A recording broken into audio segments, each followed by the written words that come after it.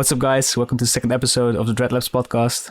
My name is Tom, and here with me is Karla from Her.Creator. And she's going to talk a bit about some personal stories. Then we obviously have some of the usual segments, and let's just dive in right now, I think. So, Karla, could you introduce yourself? Yeah, sure. First of all, thank you for the great introduction. I haven't heard someone else call me Her.Creator, so that's nice. It feels legit. But also, I think you've made it in the creative industry if you get invited by Dreadlabs to be on a podcast. So thank you for that. I'm a graphic designer. I graduated 2 years ago and actually met Tom last year this time in the Netherlands when I was doing my minor in transmedia design. But other than that, I have been in industry for just over 1.5 years, and basically just finished my first job. So I'm trying the freelance thing at the moment. Cool. That's probably also what we're gonna talk about, like for most of the episode. But first, I want to ask you, Karla, what did you have on repeat this week? So perhaps any podcast, maybe some music. What inspired you in the past week that you can share with everyone listening? I have to be honest, I haven't been listening to a lot of music. It's been hectic. But when I do find the time, I'd like to put on some Hillsong, and I've also recently discovered Machine Gun Kelly, so I'm enjoying the punk rock vibe, and I also dig his style and the way that he, visually communicates his sound in his music videos. So that's pretty cool. And other than that, like when I'm angry and feeling shitty, I love to listen to a bit of rock and metal. So throw in some cool. As you corrected me, Rammstein. Rammstein. Oh, right. Yeah. How did you pronounce it? Hey? How did you pronounce it again? Rammstein. Rammstein. I've been actually also getting into Machine Gun Kelly for a bit. Oh, yeah. But I haven't checked out his. You think so? Yeah, you do. It would probably be cool to like work for him. I think I feel like I could do some cover artworks for him, maybe. Imagine, hey? Yeah, and but I actually haven't checked out his music videos. So, but basically because of Spotify, I haven't been checking out music videos. Actually, I don't know. I know since MTV's dead. Yeah, I don't know. You grew up with MTV playing in the background, and then you'd like know which song, which title, which artist. Yeah, that's kind of a bummer. Like when you, when I just mainly put on like Spotify playlists, and you just listen to the playlist and you know what the playlist name is. But most of these songs or the artists, I need to check back because I always forget. Or so when like these lists get updated, and they remove like one of these songs, and I won't be able to find them back, which is a bummer. Yeah. That's why I kind of want to get back into like vinyl collections and stuff. Like then you're actually starting to listen to the music, kind of appreciate it more, but also like 100%. getting into artists more, I guess. So yeah, that's what I want to do, but it's an expensive hobby. It is. I mean, but it's cool because if you're like very invested in a certain artist, then you'd kind of learn the names of the songs and you'd go in and read the lyrics, and it's actually so much more meaningful. But I had this discussion with a friend of mine recently where it's just like, we were questioning whether CDs will make the same comeback as vinyls in the future. But yeah, I mean, I don't think that it would, probably because it's it's such a mission, and it's not as if it's going to give you the same effect as a vinyl in terms of the sound and acoustics and stuff. Yeah, I think the only way they would actually make a comeback is kind of through like exclusive merchandising. For example, me and Cas, Cas, he's a friend of mine. He's been working with me on the label for Dreadlabs. And we discussed like doing like exclusive ways to release music. And he had some cool CD from, I don't remember the band actually, but like they had like this whole 3D glasses like made into this CD album cover. So and it had like this super like trippy artwork on the inside of it. So when you were looking through these glasses, do you know the band? I do. Why do I think it's Tool? Yeah, it's Tool. Yeah. Dude, that is like one of the ultimate covers. Like, oh wow, isn't Storm Thorgerson the creator, the designer for that? I'm not sure actually. Oh, but dude, I know exactly which cover you're talking about. It's like such an inspiration. Yeah, they have like all of these different kinds of CDs with all of them have like this special thing, and then it's just I've never even listened to this band, but I just really appreciate what they've done with like these CD covers, and I think that's, if you would do it that way, I think CDs could make a comeback. But then again, maybe not as much as vinyl because you can do kind of the same thing with vinyls, I guess. Well, maybe not always, but. No, I hear you. But also, I think the traction towards CDs is also because it's a bit more affordable. Yeah. But yeah, I hear you. But also, I don't think every like artist ever should bring out a freaking CD. It's only, like you said, for merchandise purposes. Yeah. For like that exclusivity and the limited edition of something. So okay, yeah, I think there's definitely a future for that. But like you said, it's hard to tell what's going to happen in the... Yeah. So maybe you actually want to talk about this designer of the album cover now, but I want to also give you like the opportunity to put some artist in the spotlight, whether it be a music artist or a graphic designer or just a visual artist. Have a go. Who do you want to put in the spotlight? Okay, I couldn't choose one, but I'll briefly go through three that I really like. Well, first of all, the one I just mentioned was Storm Thorgerson. And just his approach to designing album cover art way before Photoshop and all of the tools we have at our disposal now. People would probably only know him through his work. So he designed the Pink Floyd Dark Side of the Moon album cover. Oh, right. Yeah, and some covers for Muse and the Cranberries, etc. And then I discovered Robert Fisher this week, actually. So he's quite cool because he did the Nirvana album cover, and I read through the making of, if you want to call it that. And so basically, also he just explained like how they edited before Photoshop. So basically, you would send the original photo, for example, Nevermind from the little baby in the pool. And also, you're wearing a Nirvana t-shirt right now. Is that on purpose? Yeah. It wasn't on purpose, but I do like the shirt. So basically what they do is they send the picture of the actual baby in the water in the pool. Then they make like their little annotations and say like, put bubbles here, bring the blue up, add the money and the hook, the bait and hook. Send it to people who would literally be paid like a lot of money to work in a dark room and then make these changes. I don't know the exact process, but it just sounds fascinating anyway. Then like 5 days later, you'd only then get your photo and then like put on your own design, for example, like the logo.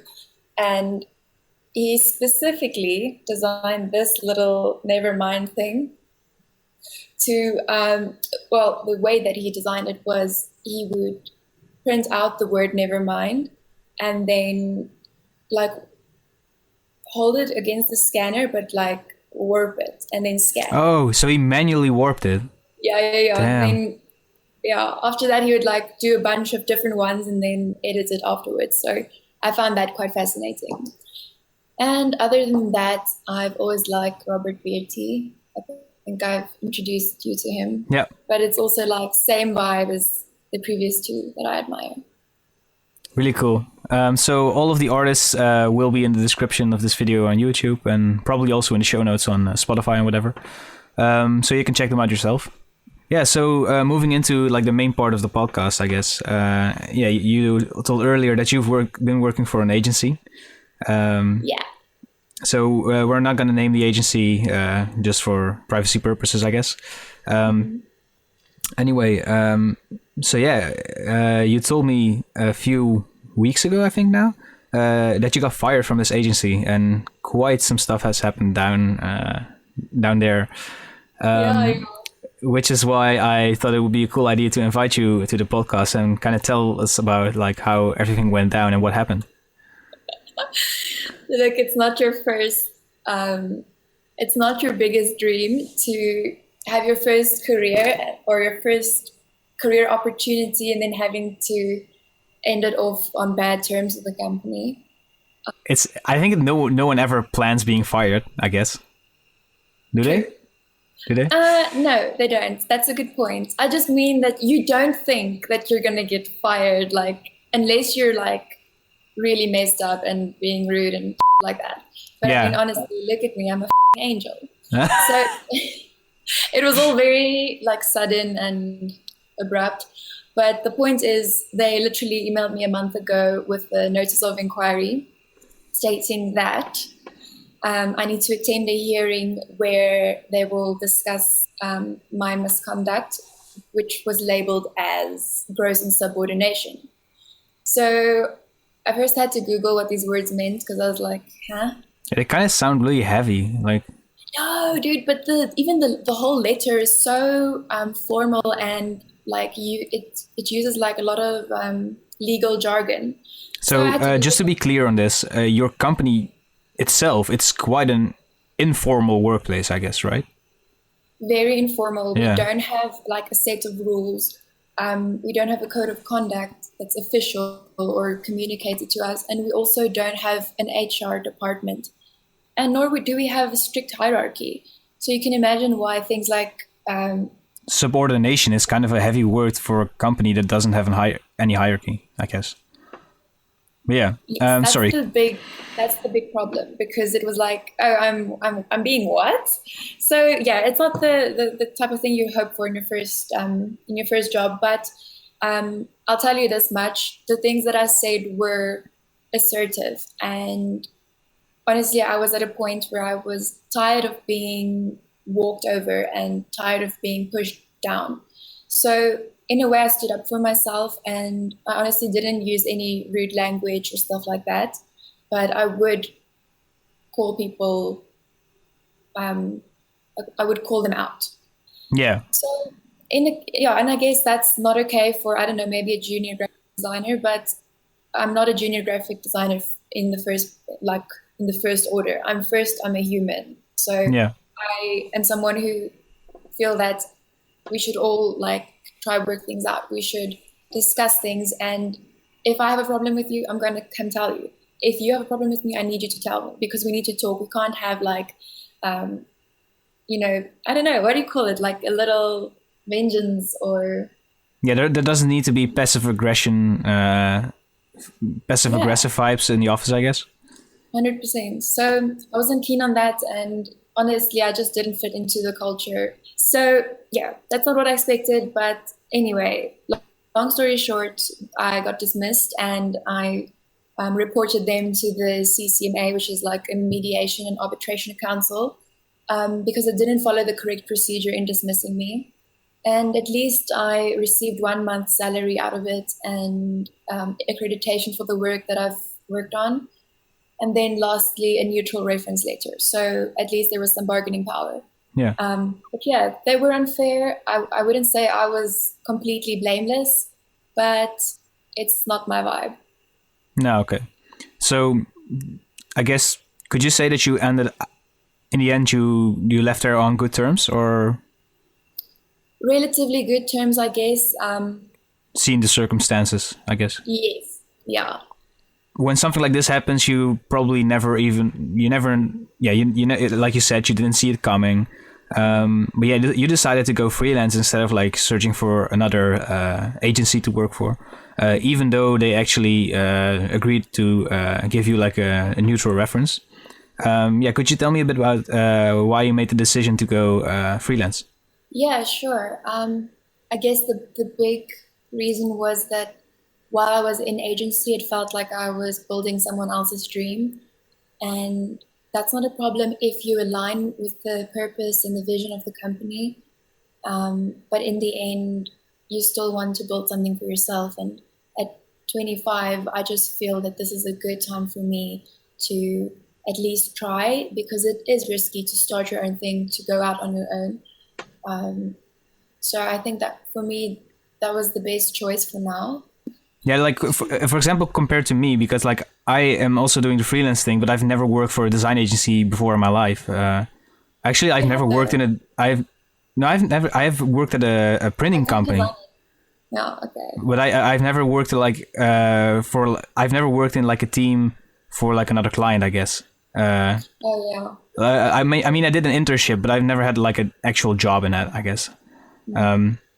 Anyway, yeah, so I think it's kind of brave that you started out on your own, and that you're trying to make it. And yeah, maybe you could tell me a bit of could you tell a bit about like how did you probably a lot of people want to know, like, how did you acquire the clients? Like, I suppose you didn't steal them from your agency, probably. No, I haven't. Again, I didn't have time to steal it, because after they fired me, like 2 hours later, they came to pick up the computer. So it was like hardcore. Wow. Yeah, I didn't even get time to do the walk of shame. But anyway, so most of my clients are word of mouth. Mainly people who are either in my family or connected to me for now. Like, that's my first bunch of clients. But honestly, I think I'll have to see how it goes, because I haven't done any marketing. For example, putting myself out there with the type of platforms and social media presence that you have.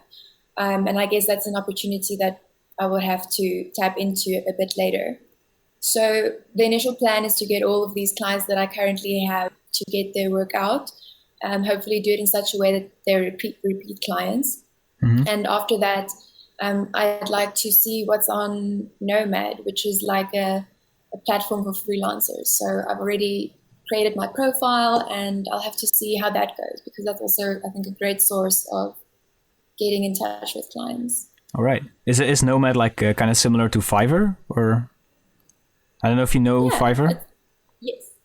Okay. It's basically the same, but I think it's more South African based. Ah, okay. Yeah. Cool.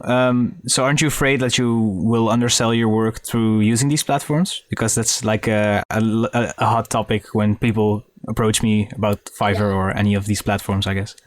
I think I'm already underselling myself. I'm charging 350 Rand an hour, which is like, I don't know. Do you want me to Google how many euros? Yeah, maybe that's a wait. Yeah, maybe if you could convert it, and then I'll just cut to where you have converted it. Okay. Okay, so we just did the math, and you charge around 18 euros an hour, which is, I think, about like $20 an hour, maybe something like that. Yeah.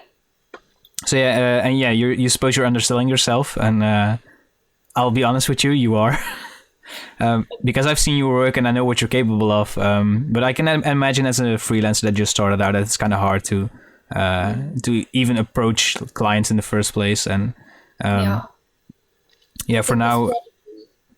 Yeah, for now it's also until you get like more and more clients, you can even like raise your price, I guess, your hourly rates. But yeah, I would recommend doing that as soon as possible. But for now, yeah, it's just getting yourself in a safe spot where you can start building.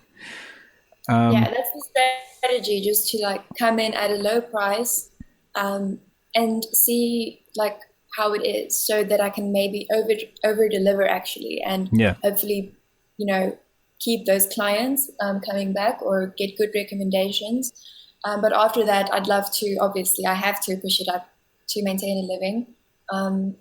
But for me also, I think I doubt my own abilities a bit. So I'm more comfortable charging less and then learning while I craft and learning while I deliver on actual project. But I guess that goes along with like the imposter syndrome and stuff. But I won't do it for too long. Yeah, okay. I'm also familiar with like kind of lying about your skills on like applications, I guess. So when clients come to me like, I don't know, like, do you know JavaScript? And I'm like, yeah, I know JavaScript. And then over the weekend, I'm just like cramming JavaScript. That's so fucking cool, though. That's so cool. Like, you have that confidence also, and you are the type of like fuck it yourself type of person. I'm a bit too like, should I, shouldn't I? And I guess one of my flaws is that I don't want to disappoint people. And but what's great is that you have the drive and you have that tenacity actually to do it. So that's like, hats off to you. I'm still scared that like one day I'm gonna shoot myself in the foot. Oh well, what's the worst that could happen? They could be like, you're a designer, and then you're like, nah. Yeah, probably won't get a job anyway, but yeah. Anyway, it's good to hear you staying in this positive mindset, even like with we talked about this earlier today, but like COVID is kind of like drawing back, I guess, in South Africa. So maybe not that, but yeah, we're still in a time where it's like kind of hard to come by economically and even as a freelancer. So yeah, hats off to you for actually daring to do this in this time, I guess. I think I'm a bit oblivious. I think I don't know what I've let myself into yet. But honestly, for now, I think the most difficult part was coming up with the name. I mean, I pitched a bunch of names to you, and none of them were cool. I was just like, I don't know, they were so vanilla. But I think Her.Creator is spot on, and it doesn't give away too much of who I am and what I believe in. But I think it's subtle enough for people to say like, okay. It's subtle enough to see that if people know you, they know what your name means, and that's cool. Yeah, so that's it. Cool. So yeah, before we start we've been kind of ripping off this company, this agency that you've been working for, I guess. So I wanted to also ask you about the positive sides of working for an agency, because I don't have any experience in that. So I was wondering, what are the pros of working for an agency, and what are the cons? Pros, for sure, the Shutterstock account and ArtGrid. But Shutterstock is expensive. I know. There's no way I'm going to buy that. Nope. There's no way I'm going to do that. And also Adobe Suite. Oh yeah, I'm so used to paying it myself that I didn't even think about that your agency would probably provide that for you. Yeah, but are you still paying for it? Yeah. Why? And in 6 months I won't be a student anymore, so I don't even have my student discount anymore. Oh no, that's the worst. Yep. But yeah it kind of talk about the illegal side of the web. No, I don't actually support that, because for example, Dreadlabs also has a web shop, and if stuff on Dreadlabs would get pirated, I wouldn't be happy as well. So, and I know Adobe is kind of overcharging everything, I guess. I mean, I've never heard of anyone being positive about the price of the Adobe subscription and what you get for it, but I don't condone pirating. Ever since I started Dreadlabs. I've done it when I was a kid, though. But okay, no, but I get it. Obviously, you want to be ethical, and I agree with that. But if I had the money, I would probably pay it, just like I pay my other accounts. But yeah, for now, it doesn't make sense to use or not to use legal or not illegal subscription. All right. Wait, what was your question? The pros and the cons of working for an agency instead of working freelance. Okay, cool. Pros are definitely, well, I was at a small agency, so what was amazing was that I got to usually work on things on my own, especially in the so I really enjoyed that responsibility and that freedom.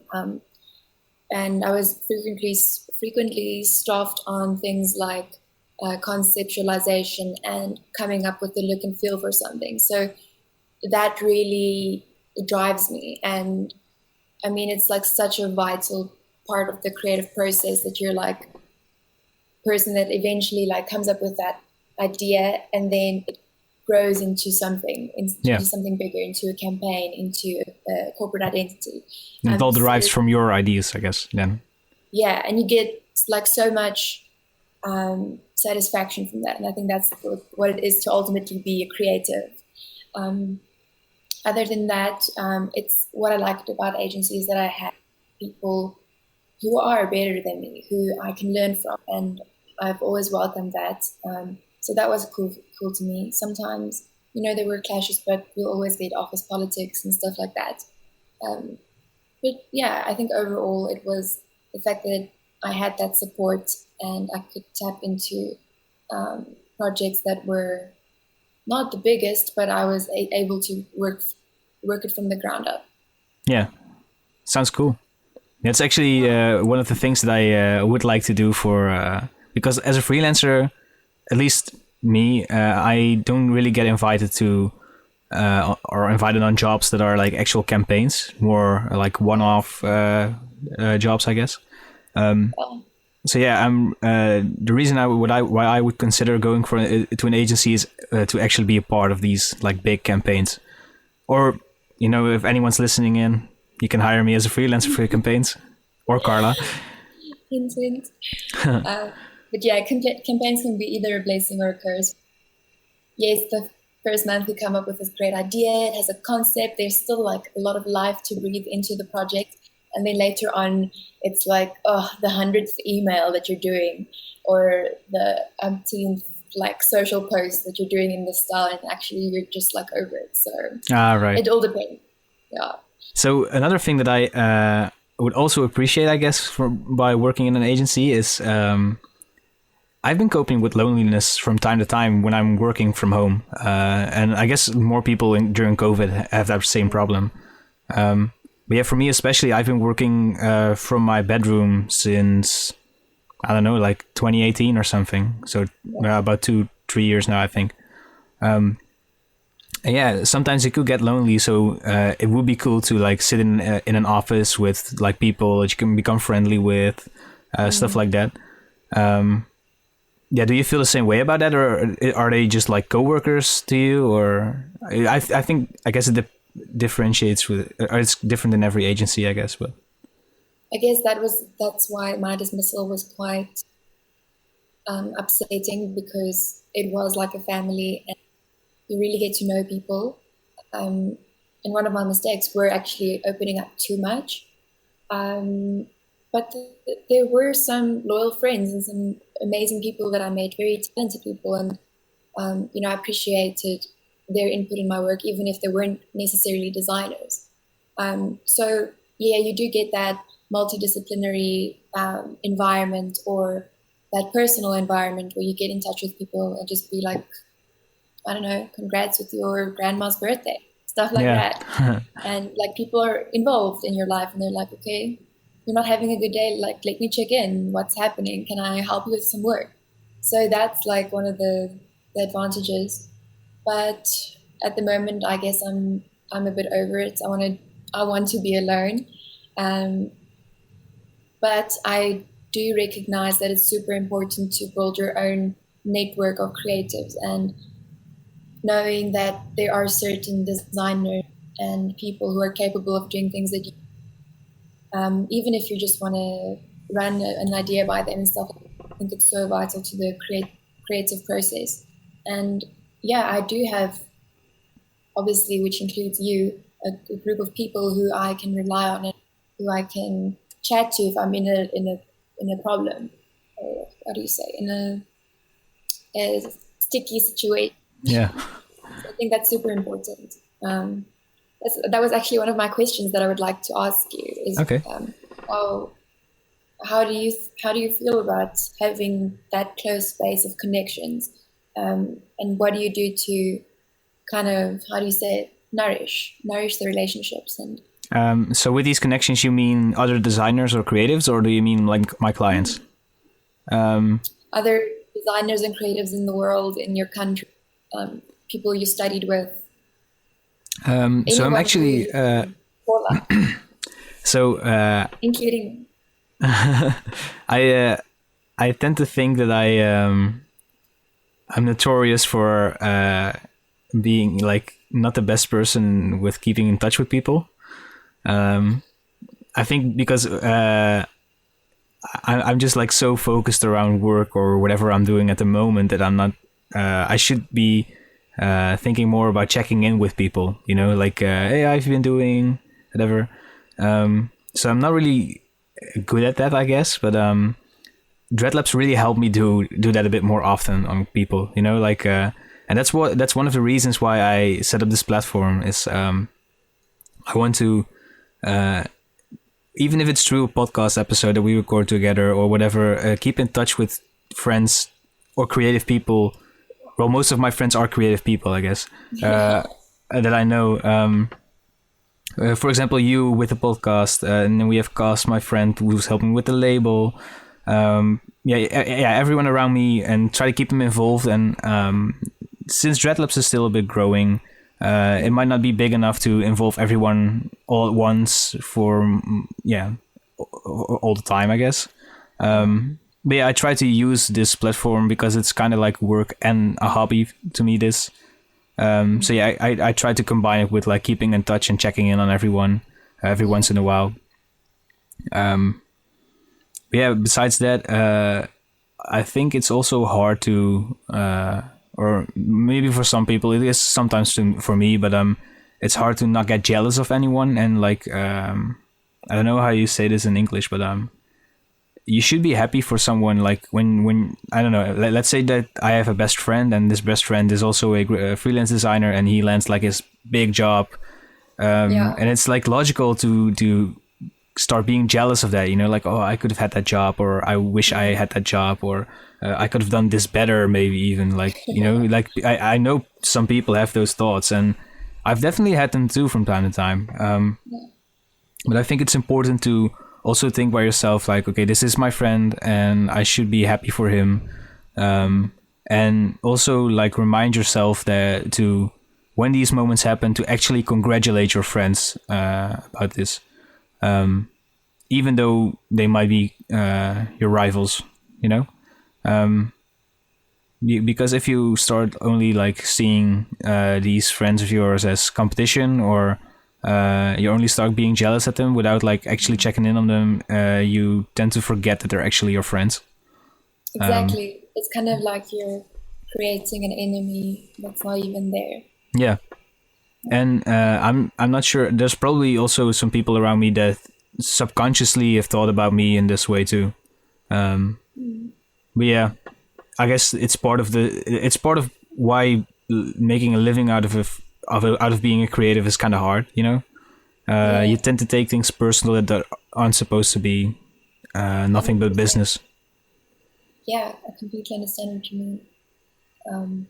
And I think one thing that you can also bear in mind is that you are that person to someone else, someone who's not as advanced in their career. So, you know, you'll have your fans, and like I said, you don't need to make enemies in your mind, even like in your thoughts with other creatives, because you're on a different path, you're doing something different, and you might have the same style or the same goals, but you're gonna be someone who carves their own way, and you're gonna have different lessons to learn.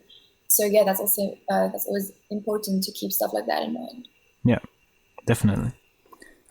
So is this the only question that you had for me, or did you have some more? Because I know that you teased that you had some questions for me, so I'm really curious now. Well, yeah, I guess you'll have to edit this into the more relevant part. My question was if you'll ever go back to like an agency or a studio, like would you just go, or does it kind of just have to be a space that's like allowing you to work with people and collaborate because that's what you wanted or that you're looking for, or does it have to be a space that you actually feel that you will thrive and learn and explore other aspects of your craft? That's actually a really good question. And I didn't expect that. Well, I did expect to have some good questions, but I was not prepared for this question. So, sorry. As you might know, I used to work at this printing shop in close to my home, and I was more into coding when I did this, and I eventually started going to college, which made me quit my job there. But yeah, lately this printing shop has been helping me out with some cool stuff, including like the Dreadlabs trading cards. I don't know if you've seen those. Yes, of course I have. So yeah, and we got in touch a bit more after that, and actually, coming back to like the working from home thing, we agreed that I could work there probably like once a week for a day, and then I could just do my freelance stuff or my college stuff. And then, but also work there as a designer. So when like my colleague there had a bit of workload, a bit too much, I would take over, and I could work for him as well in this printing shop. So basically, I was there for the day, and then I just helped where I needed to help. So yeah, this is starting from October on, I guess. So yeah, that's basically a win-win situation for me and for him, because he gets like this new part-time employee. I can charge him on freelance basis. I get a bit more of work, and I also get to be in this office environment. Very cool. Also, working in a printing shop is really inspiring as well. Sorry, what was your question? No, sorry, I said it's a very good opportunity. Yeah. So yeah, coming back to your question, my ultimate dream is to find like a creative agency where this is even more the case, I guess. So yeah, like for example, I would love to work for an agency that's active in like all different kinds of creative practices. So not only graphic design, but also like with working with artists, musicians. And I know I'm kind of describing Dreadlabs right now. I was gonna be like, you're describing a freelancer right now. Yeah. But no, I hear you. So you're living a dream, hey? Yeah, kind of. But yeah. Better than the rest of us. But yeah, my ideal situation would be working part-time for an actual design agency.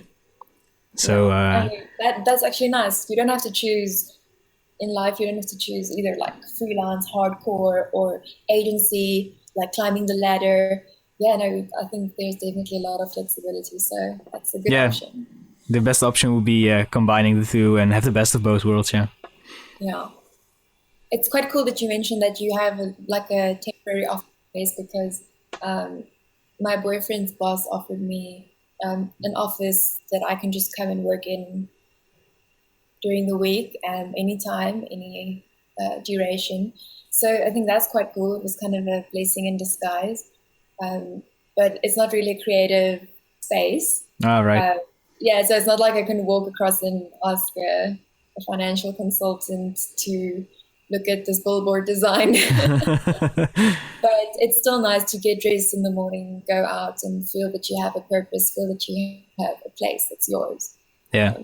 It subconsciously makes you feel more accomplished when you go out 100%. to your job, I guess. 100%. So yeah, if it would be just for like maybe even like once every 2 weeks or so, I would just go for it. You know, just have like this cool office banter or whatever. You know, it feels better to work among other people, I guess. Yeah, it does. But also 100%, like this COVID thing also made me. Sometimes it is nice to just be in your own space and craft. Yeah. I think it's two different worlds, and I don't think you need to choose just one, but actually just to find a balance. Yeah, definitely. You know what did get proven to me during COVID? That education does not need to be given on location. Like yeah. I'm in my I don't know if I should go into too much detail here, but I'm in my graduation program right now. Yeah. And the only contact that I have with my college is with like this person who is like I don't know, guiding me, and I speak to her I think for an hour every 2 weeks, and I'm paying like full on college tuition for this. They should give you discounts, give you some money back. Yeah, there's a lot of controversy among like how much college would cost here in the Netherlands, especially now, because everything is still from home, like most of the classes anyway. Yeah, I feel like most of people from my like education, which is communications and multimedia design, a lot of people already start working for themselves right after they graduate. So yeah, you could say most of them will go freelance from home, perhaps. Yeah, they basically have proven in the past couple of months, like it's really not that hard to graduate from college in this education without attending, I guess. I know. I remember, like during our minor in transmedia, that we kind of had a tiff with the lecturer, and in many ways I understand, because in those they would obviously be like, well, if you didn't attend class, you're probably going to fail. Yeah. And then, like, just understanding or realizing that the lecturer didn't quite get that yet. Yeah. So, and I guess it's different for every. Sorry, what are you saying? No, just that we as students were more autonomous, and that we could be organized and meet our goals without attending class. Yeah. So I guess this is different for every different kind of education, I guess. Maybe it might be easier for designers, I guess.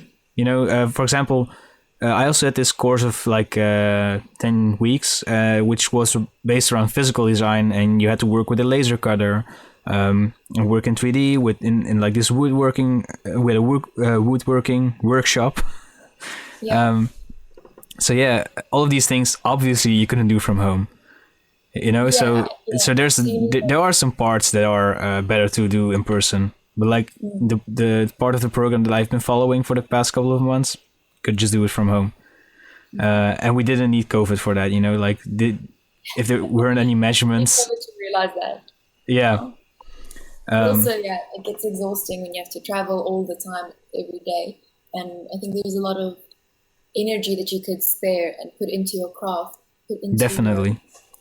Especially like I used to be like, sometimes I had classes for 2 hours a day, which is not much, but I need to take a bus, then I need to take a train, and then I need to walk to school, which takes me about an hour and 45 minutes.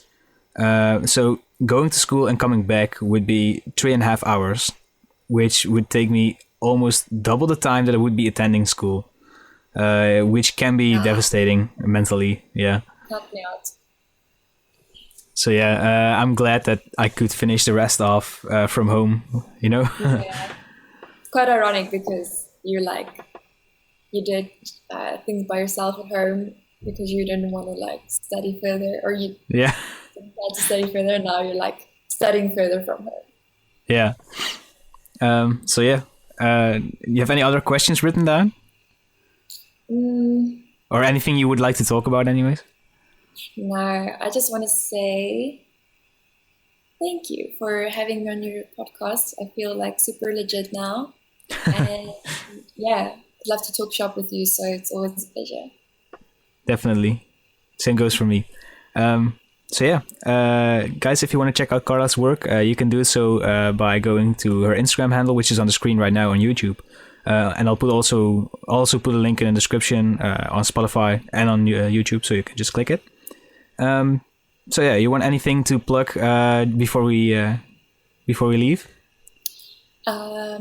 Just check my Behance, because that's where most of my work is.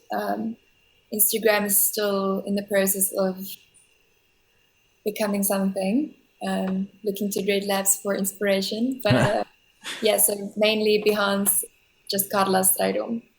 All right, I'll put a link up in the description for that as well. Yes, now cool. Go make me look good in the edits. Thank you guys for watching or listening, and I'll see you guys in the next episode. Bye.